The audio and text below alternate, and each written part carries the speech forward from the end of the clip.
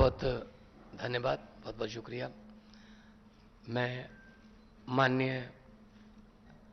मुख्यमंत्री तेलंगाना के चंद्रशेखर राव जी का बहुत बहुत आभार व्यक्त करता हूं कि उन्होंने हमें यहाँ बुला के घर पे मान सम्मान दिया, इज्जत दी। आम आदमी पार्टी के नेशनल कन्वीनर और दिल्ली के मुख्यमंत्री अरविंद जी और हमारे राज्यसभा के 2 सांसद संजय सिंह जी और राघव चड्ढा जी, जैसा कि राव साहब ने, अरविंद केजरीवाल साहब ने बता ही दिया कि देश के लोकतंत्र को बचाने की लड़ाई हम लड़ रहे हैं। एलजी जो है वो सिलेक्टेड है और दिल्ली की गवर्नमेंट इलेक्टेड है। तो डेमोक्रेसी में इलेक्टेड जो लोग हैं वो फैसले लेते हैं, ना कि सिलेक्टेड। तो दिल्ली का तो पहले से ही ये कर रहे हैं, पूर्ण राज्य का दर्जा नहीं है, लेकिन फुल स्टेट्स को भी तंग किया जा रहा है। हमने पंजाब में 92 सीट्स जीती आउट ऑफ 117। इतना बड़ा मैंडेट है। हमें बजट सेशन बुलाना था मार्च में, हमें गवर्नर ने मना कर दिया, मैं परमिशन नहीं दूंगा बजट सेशन की। तो हम कहां जाएं? तो बजट सेशन के बिना मतलब स्टेट कैसे चलेगी? तो हम सुप्रीम कोर्ट गए।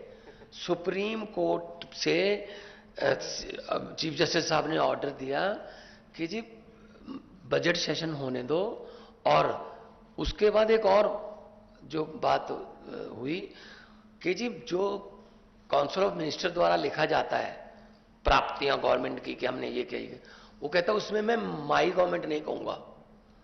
हमने कहा जी आप ही तो सम्मान कर रहे हो विधानसभा, आप माई गवर्नमेंट नहीं कहोगे तो क्या कहोगे? कहते मैं दिस गवर्नमेंट कहूंगा।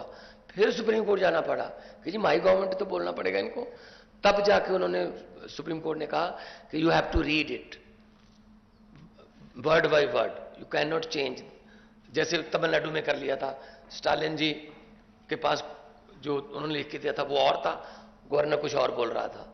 तो मतलब ये हैरानी की हद ये है कि जो राज्य भवन है स्टेटों में वो बीजेपी के ऑफिस बन गए, और राज्यपाल जो है वो स्टार कंपेनियर बन गए बीजेपी के। तो इस गवर्नरी सिस्टम को उन्होंने मिसयूज किया है, हर जगह पे करते हैं। आपके बिल रोक रखे हैं स्टेट के, हमारे बिल रोक रखे हैं। वहां पे स्टालिन साहब का चिट्ठी आई थी हमें कि हमें सपोर्ट करो, हमारे बिल रोक रखे हैं।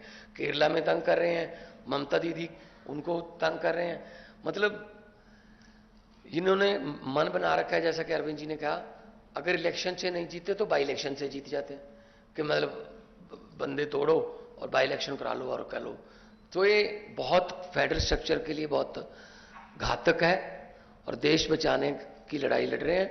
हमारे हजारों जो स्वतंत्रता सेनानी थे उन्होंने अपना खून दिया, खून का कतरा कतरा देके हमें देश दिया, हमें आजादी लेके दी। लेकिन ऐसी आजादी के लिए आज उनकी आत्मा तड़पती होगी कि ऐसी आजादी के लिए तो नहीं हमने कुर्बानी दी थी जो जिस तरीके से देश को ये चला रहे हैं। तो हम यहाँ पे आए हैं और राज्यसभा में, और जब से शक्तियां छीनी हैं लोगों ने 2020 में फिर चुन लिया आम आदमी पार्टी को। तो मतलब लोग लाइन में खड़े होकर वोट डालते हैं, डेमोक्रेसी है। तो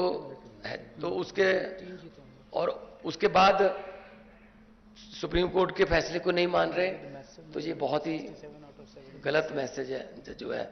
वैसे तो हम biggest democracy of the world अपने आपको कहलाते हैं, लेकिन अगर देखा जाए तो ये काम नहीं करने दे रहे। आज नीति आयोग की बैठक हम नहीं गए, अरविंद जी भी नहीं गए, हम नहीं गए। कारण क्या? वहां क्या करना है? फोटो खिंचवाने जाते हैं बस। मैंने तो चिट्ठी में लिख के भेज दी, मैंने कहा मेरे पिछले साल वाले भाषण को इस बार भी वही मान लिया जाए, क्योंकि कुछ पिछले साल जो मांगा था वो तो दिया नहीं।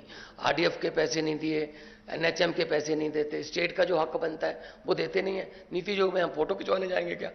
मतलब ये मीटिंग करते हैं लेकिन चलाते अपनी मर्जी से हैं, और ऐसा नहीं होगा। भारत एक गुलदस्ता है, गुलदस्ते में हर किस्म के फूल होते हैं, हर फूल का अपना रंग, अपनी सुगंध होती है। ये चाहते हैं एक ही जैसे फूल हों बस, लेकिन ऐसा नहीं चलेगा। जो देश भारत जो है एक माला है, और माला के जो मनके हैं वो अलग अलग होते हैं। इसीलिए मल्टीकल्चर्ड कंट्री हमारा है, हर हर स्टेट की अपनी भाषा है, अपना कल्चर है, और इसको बचाने के लिए हम आज आए हैं।